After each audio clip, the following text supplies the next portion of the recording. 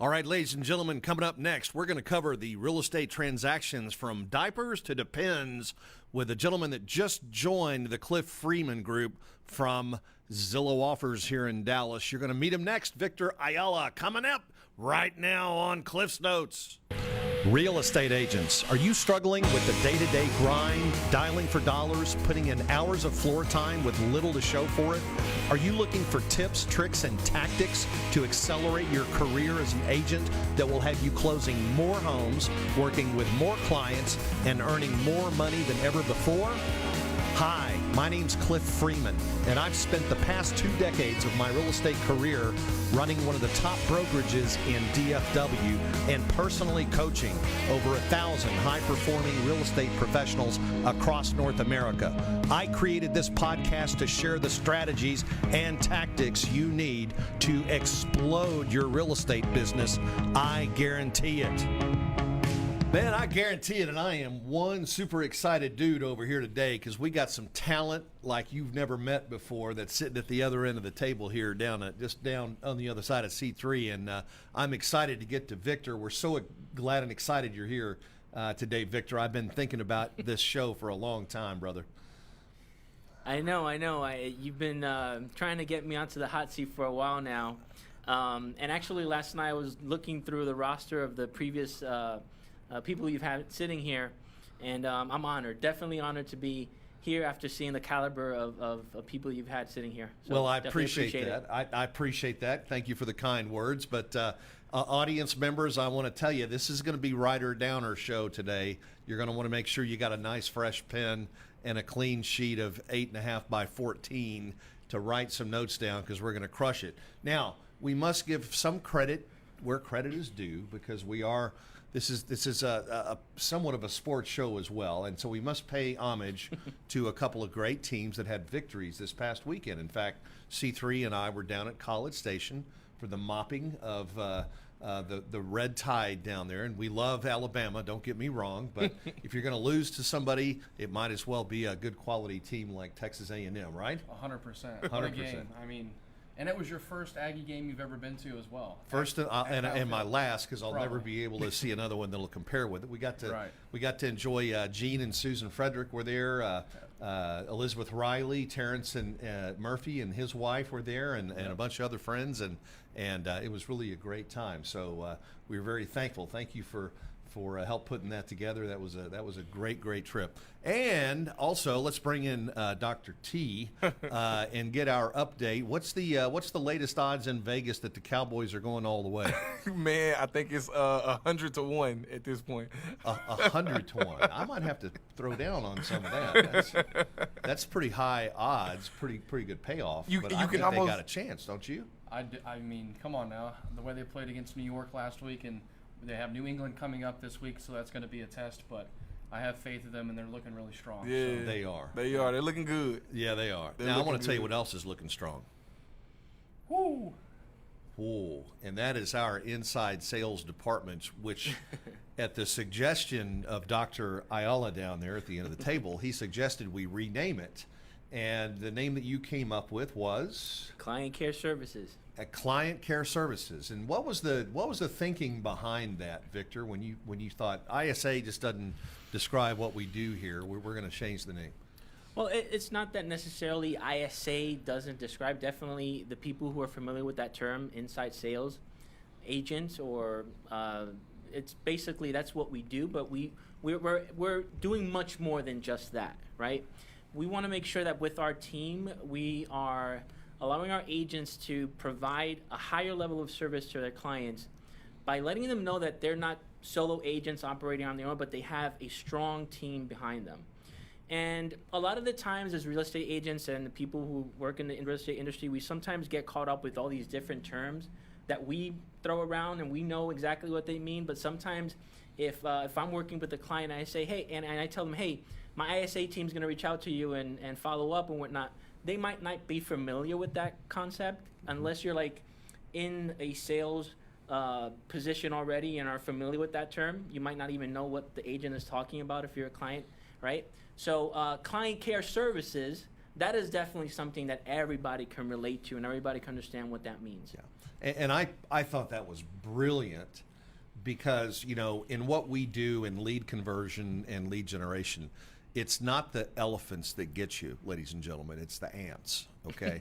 And it's the small little details that we overlook that really make the difference. If you look at the typical conversion rate of the average real estate team when it comes to, let's just say, pay-per-click leads, I know many that convert at a less than 1% and potentially up as high as 2, maybe 3. The ones that are crushing it are maybe 4%. So Right. it takes, you know, at least if you're at a 4%, you know, conversion rate, how many is that? Do the math for me real quick. You got to have 4 leads out of 100 or Right. 1 out of 25 that's going to convert into a sale. That means you've got to go through and sift through 24 of those leads to determine whether or not they're a potential to be a client of yours or use your services, right? So I want to talk a little bit about that, but before we dive into really the meat of the coconut on how you've come up with this amazing system that we've put together with our existing technology to get our conversion rates way above the industry average, I want to pull the curtain back here a little bit and introduce Victor Ayala as the person. He's not just the celebrity and one of the brightest guys I've met in real estate, but he's also he's a very humble guy, and he you know he comes from normal backgrounds just like the rest of us. But you know, you grew up in New York, right? You were born in New York, and tell us about the early years for you growing up. Absolutely. I was born and raised in New York, but I love the meat of the coconut part. I ate a lot of that in Puerto Rico. Actually, by the age of 9, my parents decided to move back to Puerto Rico, so I went back with them, and pretty much the rest of my childhood and all the way through high school, I graduated in Puerto Rico. So I'm always back and forth. My family was my sister and my grandmother who raised us as well was in New York, so I was always go back for the Christmas and the summers and whatnot. But pretty much up until the age of 9, my parents went to New York from Puerto Rico in the early 70s. Worked very hard. My dad was a truck driver. My mom worked in a meat factory. And they started saving money, and eventually when they had some funds, they opened up a small business in New York.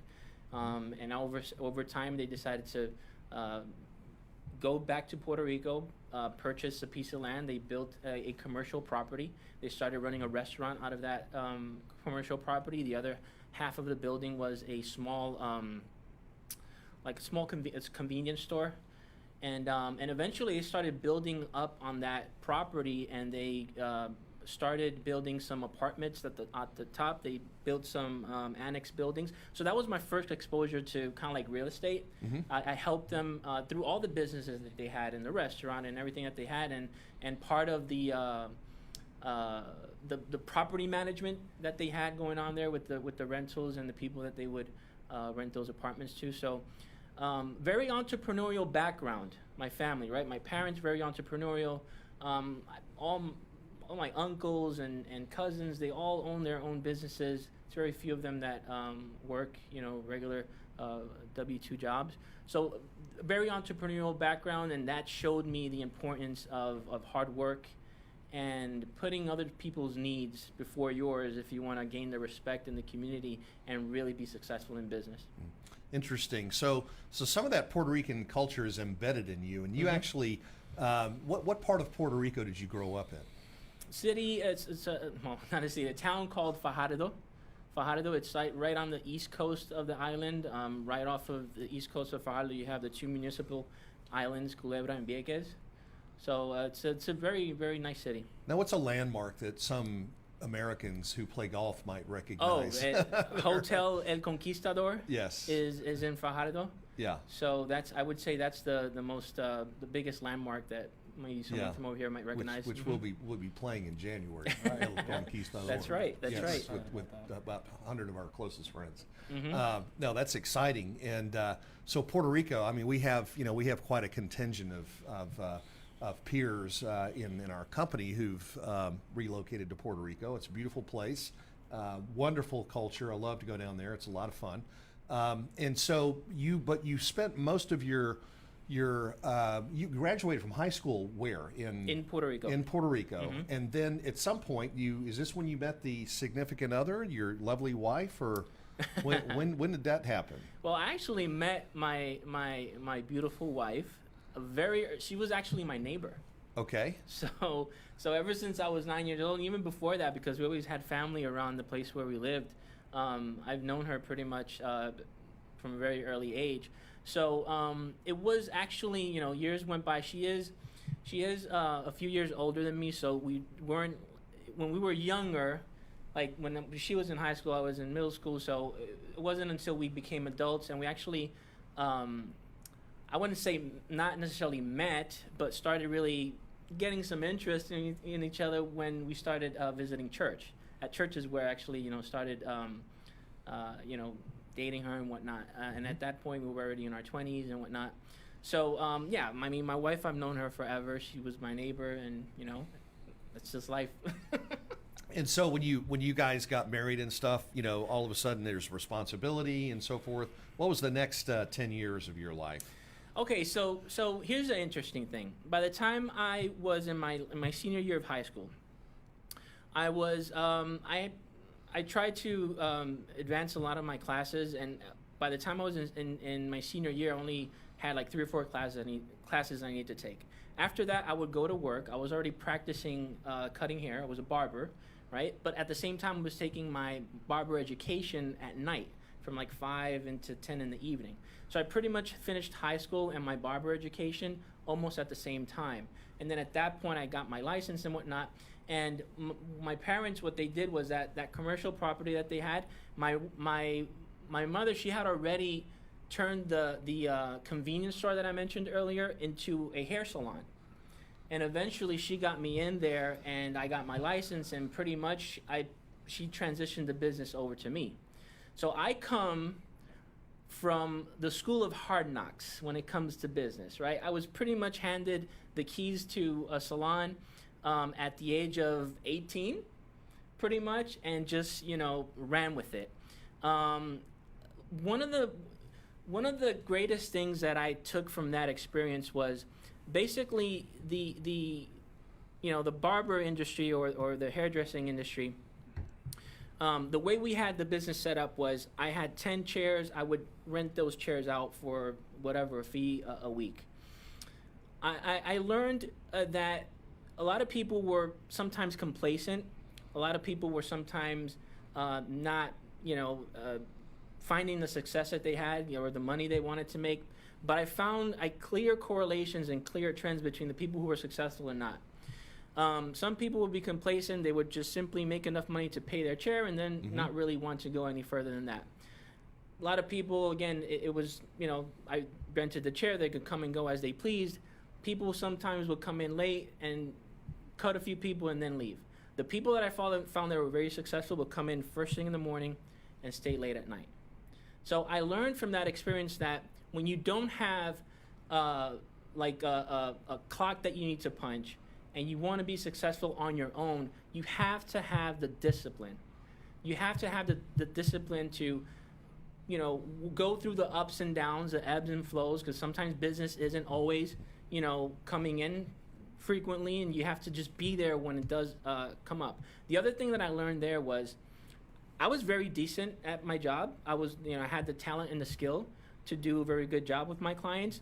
But the most important thing that made me successful at that was that my dedication to the service was like my sweet spot there, or my special sauce, so to speak. People love to know that when they called me and I told them I was going to do what I was going to do, I was going to be there to provide them the service. And while I was there, I was trying to provide the highest level of service always.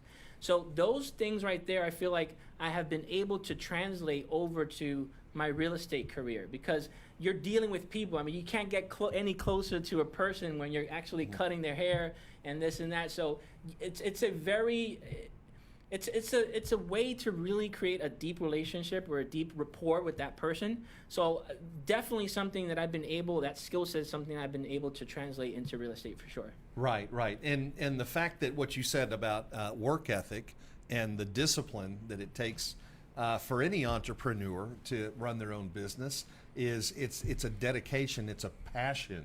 It's a fire in the belly that gets you up out of bed and gets you there early before your clients get there and makes you want to stay late and so forth. So you have that, I mean, I can testify, you have that work ethic. I mean, we've given you challenges and opportunities, and, I mean, you just are, you're 110% focused on, doing the best you can and getting it done in a timely manner.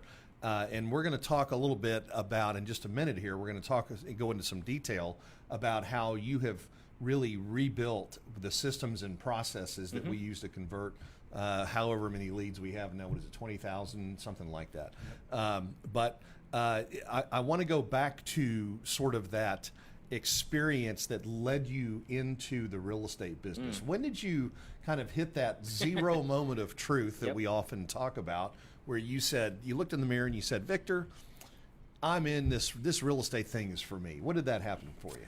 That's a really interesting story. So, again, it's a pretty diverse background that I have. Like I mentioned already, the barbershop experience and story. So, around that time, I've owned the shop for several years. I get married, and it gets to a point where I'm like, I'm the type of person who needs to find a new challenge to keep myself motivated. After I get really good at something, I'm like, okay, and I feel like I've plateaued. I'm like, okay, let's find something else now. Let me find a different challenge. When I was operating the barbershop, I mean, how many things didn't I try? But eventually I got to the point where I was like, you know what? I was married at this point. My firstborn was a year and a half or so. So I got to a point where I was thinking, okay, long term, what do I want to do? I want to create some sort, not that the business at the barbershop wasn't, good, but I wanted to have a more sense of security and stability. So I started looking into opportunities to work with the post office. Completely other side of the spectrum, right? Completely entrepreneurial to a government job.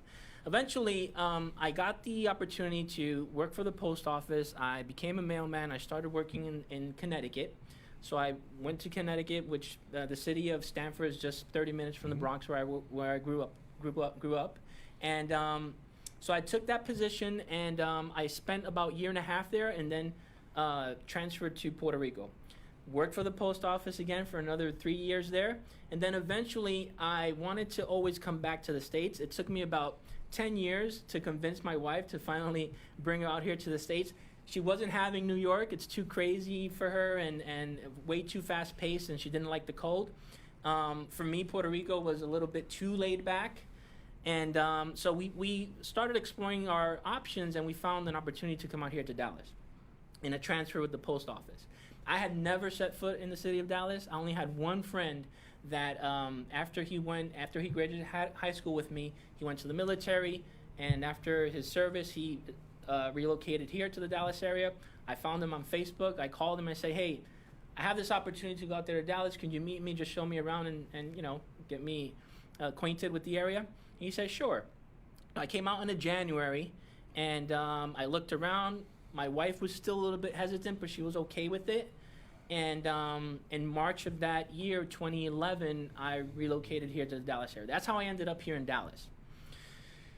Just to fast forward that a little bit, so at that point, I sold the barbershop in Puerto Rico, and it was just post office. That's it. Over those years, I still had the barbershop until I moved out here. So I was like, okay, I started working in the post office a year or two here in. I'm like, I just had that itch again to find myself, put myself in a position to be challenged and do something more. I feel like I was plateauing at the post office. I was hitting that glass ceiling. So that's when I started, and this is a shout out to all the OGs that have been listening to podcasts for many years. I've been listening to podcasts due to the nature of my job at that point for 10 years now. I don't know how many remember that iTunes had a portion of iTunes called iTunes U.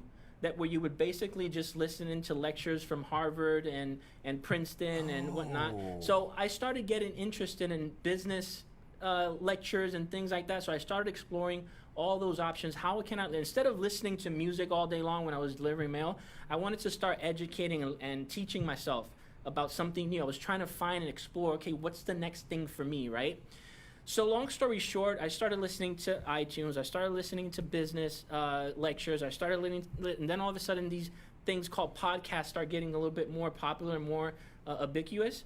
So started listening to a lot of business podcasts. All of a sudden I come across this particular podcast where they're interviewing this gentleman by the name of Toby Salgado, and he talks about how he made his first $1 million in real estate. I was like, that caught my ear. So I started getting interested in that, and I started, I was like, this real estate thing sounds interesting. But when it got really interesting was when I was delivering mail in the north area of Texas, 75220 zip code and 75209 zip code, North Dallas, where that's Preston Hollow, Bluffview, all that area. So I'm talking 2013-ish, 12-ish. I'm delivering mail, and all of a sudden I see that these houses just start getting knocked down, and a few months later, this McMansion is sitting there, and these homes are selling like hotcakes. Like, they don't take a few days to sell. So that got me more interested in real estate, and all of a sudden I have these investors approach me one day. They took me to lunch, and they asked me, hey, by any chance, do you know of any properties that are vacant or, that can use some repairs and whatnot? All we need is for you to provide us a few addresses, and, if we make anything out of it, we'll just give you a little kickback. I was like, okay. Next thing you know, on the next day, I have him a list of like 60, like right off the top of my head. Did you hear that out there? You talk about a great lead source, huh? Think about that one. Yeah. Holy and cow. it only cost him a lunch, right? Right. Yeah. So the next day, I have him a list of about 60. And you're like, whoa. I was like, yeah, right off the top of my head. That's the good thing about being, once you know the area, you know the route, you're going up to all these houses every single day. You know who lives there, who doesn't live there, which ones are vacant or not. So anyway, I provide him this list, and all of a sudden, I don't know how, I can't really recall how much time passed. Maybe it was a few months or whatever. One of them calls me back and says, hey, let's meet you at lunch again. And I was like, okay. And they gave me, as they promised, they kept their word. They gave me a little kickback. But that was like, whoa, okay, hold on. I just gave these people a list of, so how are they doing this? What's going on here? This is interesting, right? So that's when I really started taking the real estate thing seriously and decided to get my license.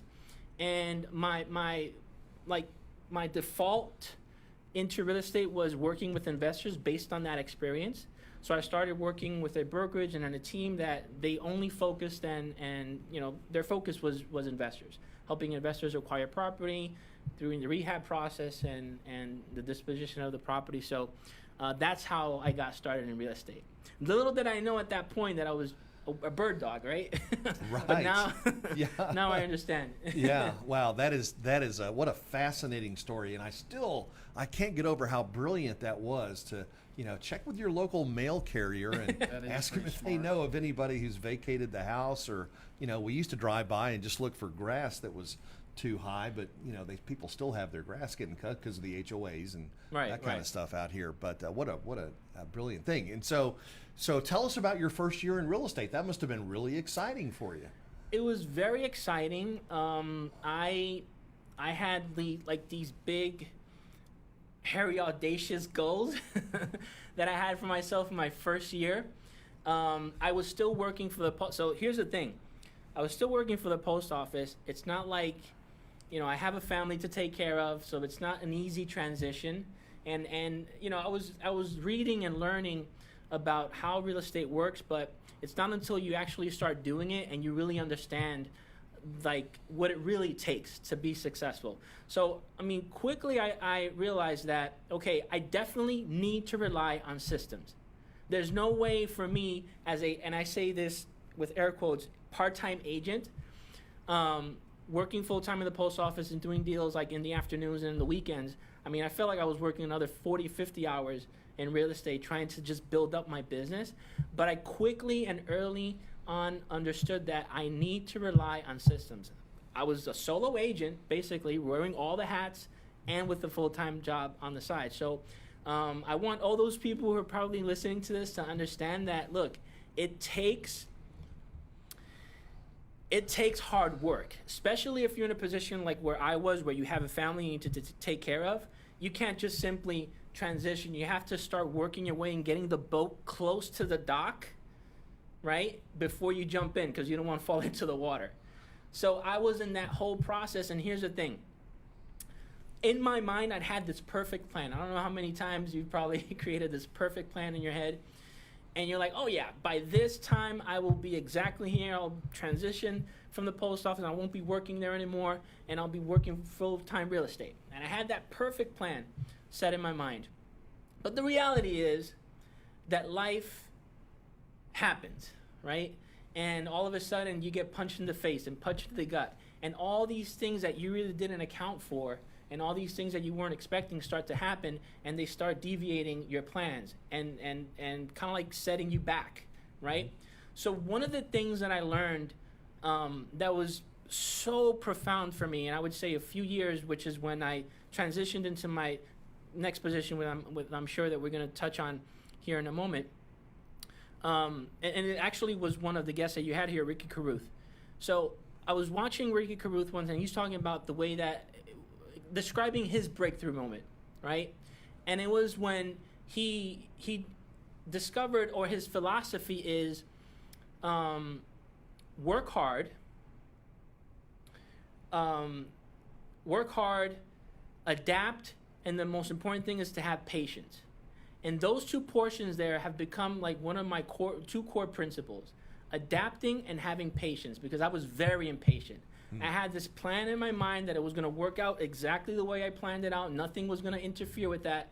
And as soon as things started happening that started setting me back, I got very frustrated. And I didn't understand that adapting portion and being patient is so crucial and so important in this whole process if you want to be Yes. successful. Yes, yeah.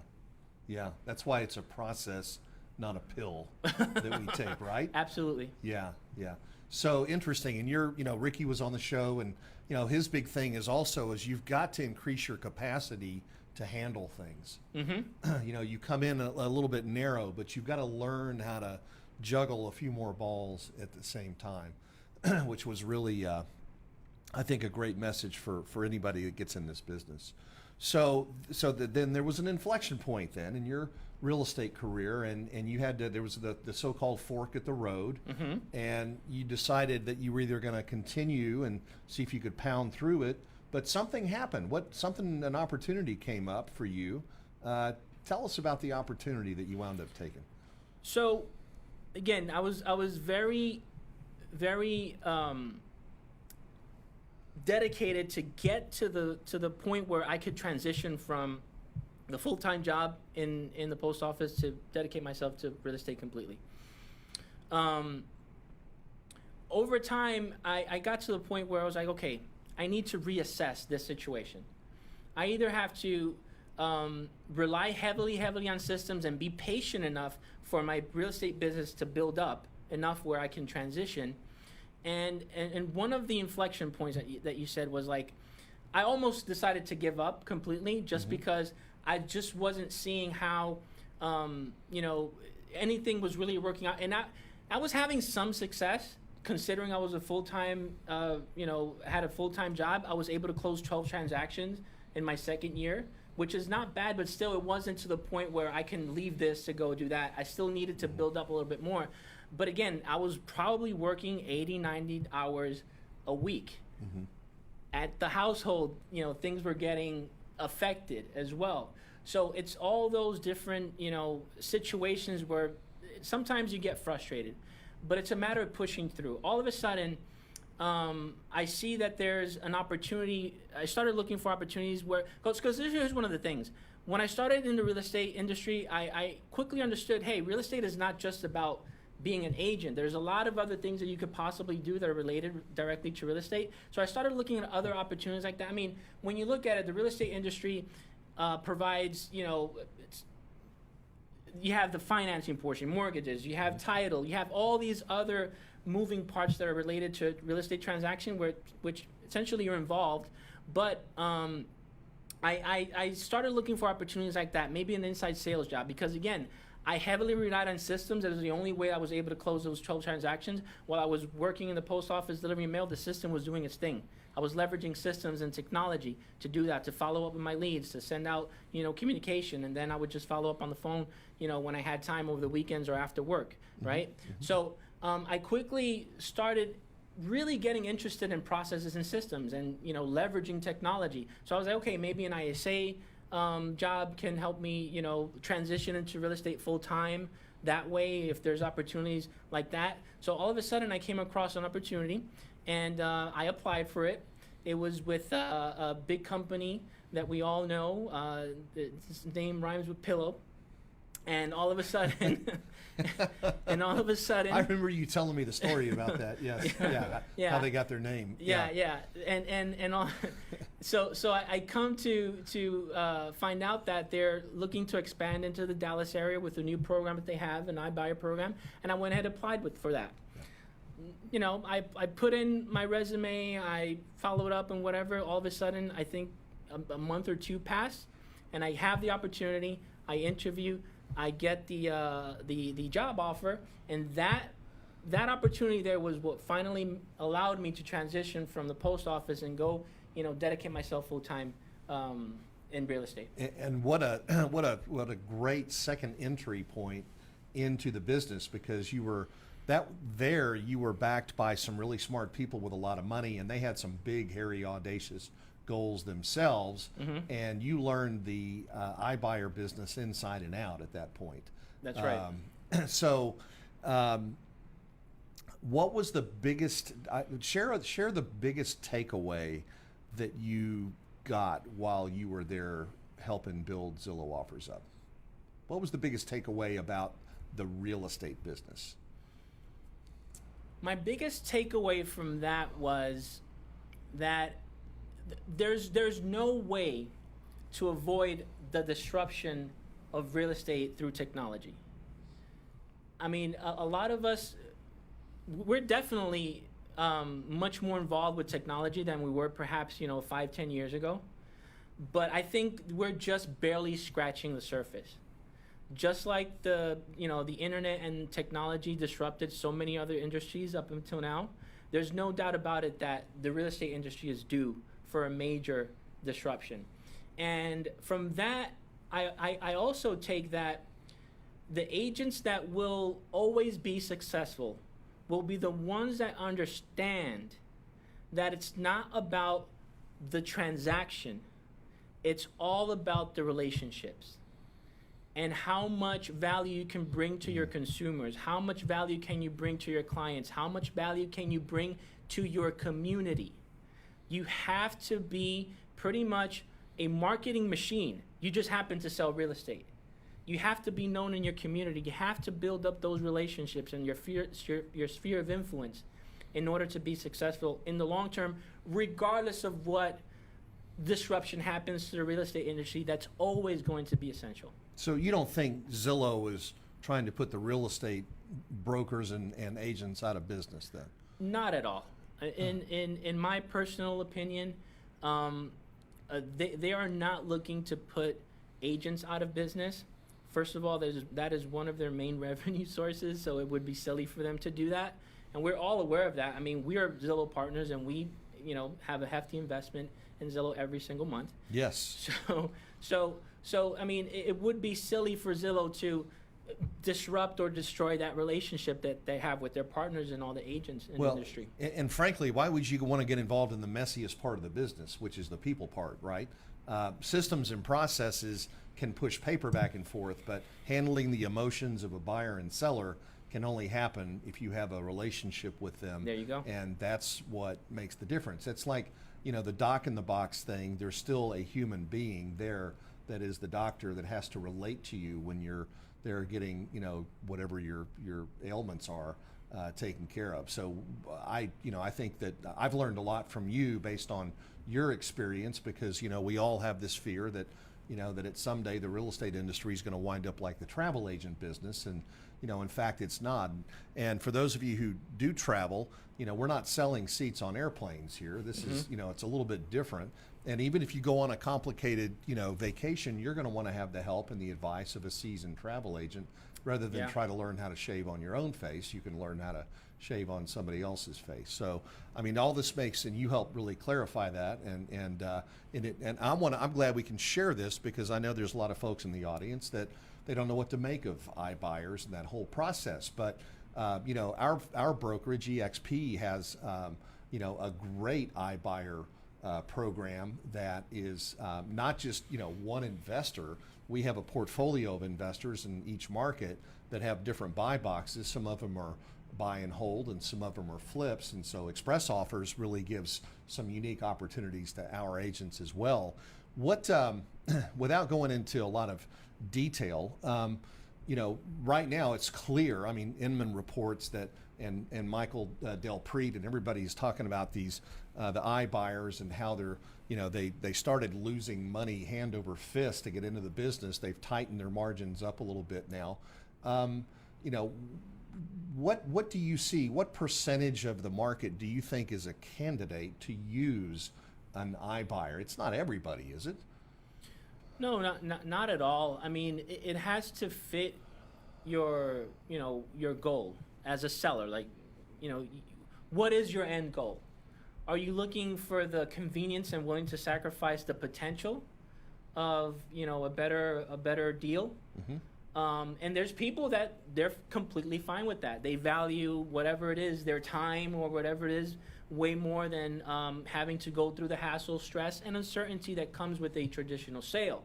There's no doubt about that. But then again, that's the thing about real estate. There's so many nuances and so many variables. Like the current market that we're in right now, I mean, you don't really have to stress as a seller about selling your home, as long as you price it right. You have a professional real estate that's advising you correctly, and you know, do the proper marketing, and you know, you put your home on the market at the right price. You shouldn't have any issues.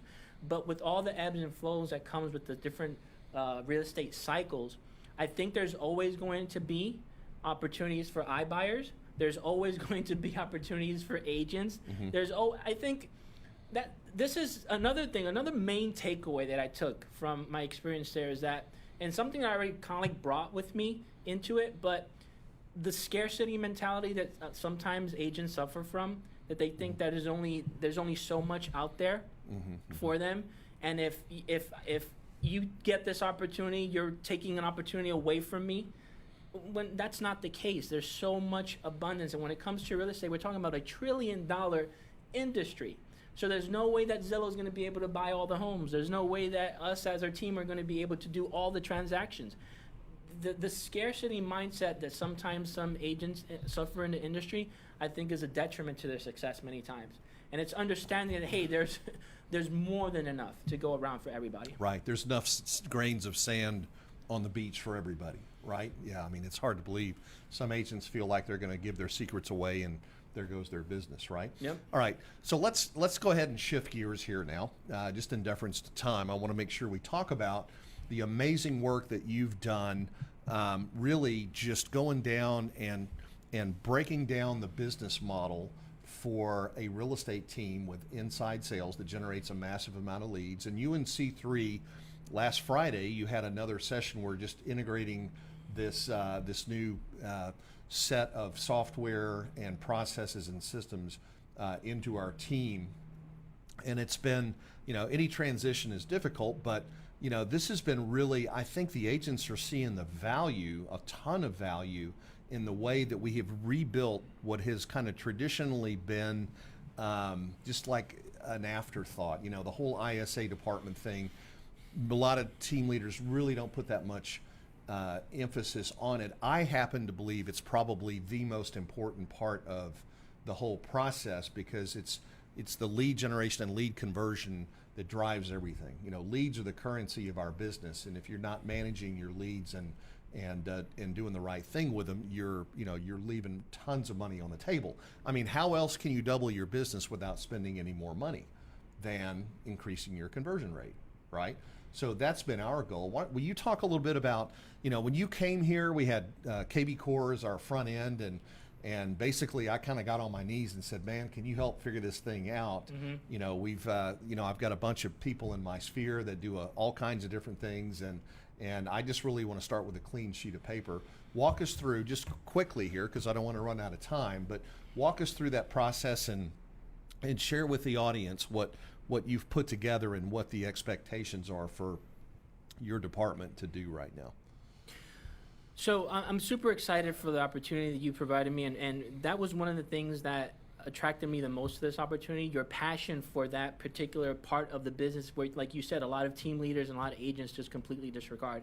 And I think that is the thing that we're doing that's the most special for our team and our agents, is understanding that lead conversion process and all the effort that it takes. But it really is indeed the secret sauce of the whole process. And for those of you who know what a phone book is, right? I've always joked that, you know, if you need leads, all you need to do is open up the phone book. There you go. You have a list of phone numbers to call. Now, you can have the best lead sources, you can have all the leads in the world, but if you don't have a follow-up system to convert those leads, you're not really going to be successful at all. So with your passion and of understanding that really attracted me to this opportunity. So when I come in and I start assessing what we had going on and understanding everything that we were working with, we started working diligently. I would say the first month of me joining the team, I was just doing all the research necessary, looking at different systems and provided out there in the industry all the technology available in the real estate systems in a box, like your Boomtowns of the world, your follow-up bosses and all that, in addition to looking at other systems like traditional CRMs like Salesforce and your Zendesk of the world. Eventually doing all that research allowed us to understand that working with Follow-Up Boss would have been our best option, and that's what we went with, because Follow-Up Boss allows us infinite integrations, basically. So one of the problems that we were having initially was that we had a lot of systems just scattered around all over the place, and we weren't really integrated or speaking to each other. And it's super important if we want to track and track our success and make sure that our numbers are correct all the time. We need to have all these systems integrating and talking to each other.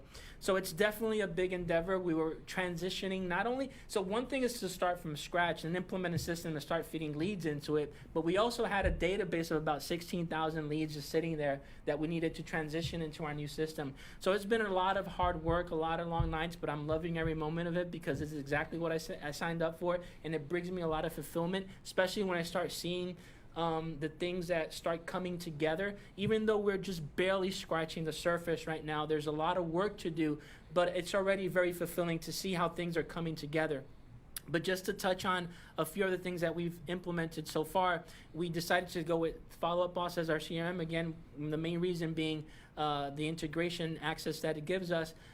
We decided to implement hatch systems for the messaging that we're sending out, and also call action to help us with a lot of the automation, because it's key for us to learn to leverage the systems and the technology that we have available to us, because if we want to scale, because that's what it's all about. We're in growth mode with our team, and we want to continue expanding and growing our team and possibly expand into other markets, which is another thing that's very exciting. But in order to accomplish those things, we have to have a system that allows us to repeat the process that takes us to the success, but not only that, make sure that it's a scalable system, so that we could just pull it out of here, plug and play it anywhere else. So like I said, right now, it's only been a few months since I joined, and I feel like I'm very proud of what we've accomplished so far. But right now, what we have in our team is a very basic system, but it's only going to get better, more sophisticated, and more efficient over time. Mm-hmm. And what you talked about a minute ago, the scalability of this, the goal here ultimately is to have a hub where we can do the lead generation and lead conversion for our partners out anywhere in the MSAs we've actually been working with Zillow to identify MSAs that are attractive, that we want to go into and build out new markets and so forth, and they're actually part of our growth plan. the good news is that, you know, we did pick a CRM that is pretty much out on the, you know, the forefront in terms of integration. You're right. We had all these islands of information before, these disparate systems that didn't really talk to each other, and that's been the holy grail of the real estate industry forever. Gary Keller tried to solve it. You know, they've tried, Dave Liniger, and everybody has tried to find either proprietary or, you know, trying to find the best of breed that they could take and create that, you know, that one system that did it all for you. And it just, that one system just doesn't exist, and we've had to, you know, sort of bolt things onto our existing software. But it is scalable, and it's the best of breed. By the way, proprietary does not always mean it's the best. It just means that you're the one that created it, right? Right. So, and nobody else has it. But having said that, so as a result, we're still growing here in Dallas. We actually just brought on 7 agents, and in the last week, we're starting to go in and backfill some of the markets where we have a lot of leads and not enough agents, you know, to cover those leads. And by the way, if you happen to be listening and you're in the Dallas area and you'd like to talk to us, we are actively seeking agents who are solid, rock solid, you know, potential rock star agents who are looking for, you know, lead generation in some of the areas in the Dallas-Fort Worth area. We've got some great areas that are available. And we'd love to speak with you. Just connect with us on Facebook. We're anywhere you want to. You can you can certainly get a hold of us. But as far as what your role is going forward, tell us a little bit about the structure of how is your client care services department going to be structured with people. And then I want you to speak a little bit. I'm just looking at the clock here. You're going to have to make this fast. But what we're doing differently, I think, that other people are, is when I said diapers to depends in the intro, what I meant was we start with the lead when it comes in, and we don't let that lead go until ever, really. Right. I mean, it never dies because we're going to hold on to it until it buys again and until it gives us referrals and so forth. But Right. but go back and talk to us just briefly about the structure, and then your idea of the depth that the inside salesperson or client care services member is involved with the lead. Okay, so we're currently a small team, and by the way, we are looking for some talent to have us join us and help us out with the conversion of these leads. But right now, to your point, we have a system right now and campaigns that run for as long as 10 years. I don't think that's ever been, I mean, definitely we got it from somewhere, but it's not common to hear that we have campaigns that follow up with people for 10 years. So that's important to understand that, you know, when we talk about lead conversion and we were talking about allowing agents to leverage us as a team, they need to understand that what we're bringing to the table is all that leverage. So you can focus as an agent on the dollar producing activities and not have to worry about all this mundane activity that it takes to just follow up with the lead for 10 years until it converts. So we're providing that leverage. So we have system in place right now that leads come in, they automatically get put on a text campaign, they automatically get put on an email campaign, and then we call through those lists as well. Once the client care services team member procures that lead and procures it into an opportunity for an agent, they just don't fall off out of the process. We stay there as a safety net and make sure that that lead is indeed taken care of all the way to the closing. So one of the things that we wanted to do from the very beginning was to incentivize our client care services team, not from just simply creating appointments, but rather tied directly to the closing. I want them to be incentivized to make sure that they have skin in the game and provide that high level of service all the way throughout the closing of the transaction. And not only that, like you said, it's all about the lifetime value of a client. That's it. Right? So eventually what we want to do is create such a huge database of past clients and sphere of influence that will then become in possibly one of our main sources of leads and opportunities. Mm-hmm. Wow, outstanding. Lifetime value of a client. We talk about it a lot, and we're doing something about it now, right? Finally. Amen. Yeah, amen. C3, did you have something? I knew we talked a lot over lunch and stuff. Did you have anything you wanted to ask Victor about? I mean, you guys work together closely. You know, C3 is is onboarding these agents all day long and getting them set up and follow-up boss and All day and long. all day long. It's Right. literally all day Right. long. But what do you see? I mean, you've had a chance to get in and look around at the new stuff that we're doing. What's your take on it? My goodness, talk about efficiency and, saving time. I'd have to agree, that it really does help to have something in place that you can rely on, that it's going to get followed up with. It's going to take place. It's going to happen. And so having that as a safety net, because you got a lot of things going on in the real estate business. It's hard to, did I follow up with this person? Did I follow up with that person? But ultimately, it saves the time that you need to focus on other parts of the business. Yeah, we talked about three things. We talked about systems, processes, and people. And it's like a three-legged bar stool, It really is. right? I always use that example, but it's true. And if you don't have all three of those operating at 100%, you're not getting 100% out of your business.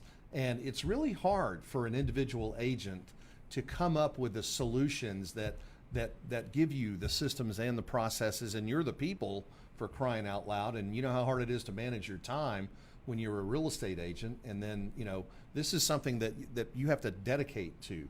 It's not something that you do once a month, or, it's something that you constantly have to be involved in the nurture and the care of those leads and making those phone calls. And this is really the benefit, the power. And I've long said that real estate teams are going to be the future of the business, for the simple reason that the economies of scale and the benefits of having a team work on this together, as opposed, could you imagine if you went in for, like, I've got to go in for deviated septum. Can you imagine walking in and the doctor greets you in the parking lot and says, "Man, I'm waiting for you to get here. Come on in." And he says, "Now, let me just get you to sign this paper here." And he says, "Now, follow me. We're going to go into the operating room. Now, look, I used to have an anesthesiologist and all that stuff, but I'm going to do all this now because, I'm the Lone Ranger and I can handle it. Here, let me put this over your face. You won't feel a thing." And boom, and I'll be back. I'll be the one in the recovery room to, can you imagine what it would be like to run a doctor's practice like that? There's so many agents that just try to do just that. They want to wear all the hats, and they can get only so far. Right. It's going to get a point where you're just going to plateau. You won't be able to break through from there. You need to learn how to leverage other people or systems, technology. That's what right. it's all about. When we talk quickly, I know we're out of time, but I just want to mention the income pyramid, the wealth pyramid, one more time. At the bottom, you start out by becoming a master of your trade. That's how you start making money in real estate. Then you can grow a team and you become really good at management, but you're still just making an income. It's not until you become a leader and graduate from the task to the strategy of leading the team that you can actually build something that creates wealth. And most real estate agents get pretty good at that bottom one, but they get scared when they think about having to hire people and become a manager and so forth. It's a different and ballgame. very few of them ever get their leadership skills where they need to be. Why it's important to have a coach. Yeah, absolutely it is. Victor, man, like I told you, I've been looking forward to this show for so long. I just started getting warmed up. This is the best. This is the best part. Yeah. So, we're going to leave the audience wanting more, and if you guys want to know more, get a hold of us. Victor, what's the best way to reach out to you directly? We're looking for people to help with the client care services group. What's the best number to reach you? Best number to reach me would be 972-787-0406.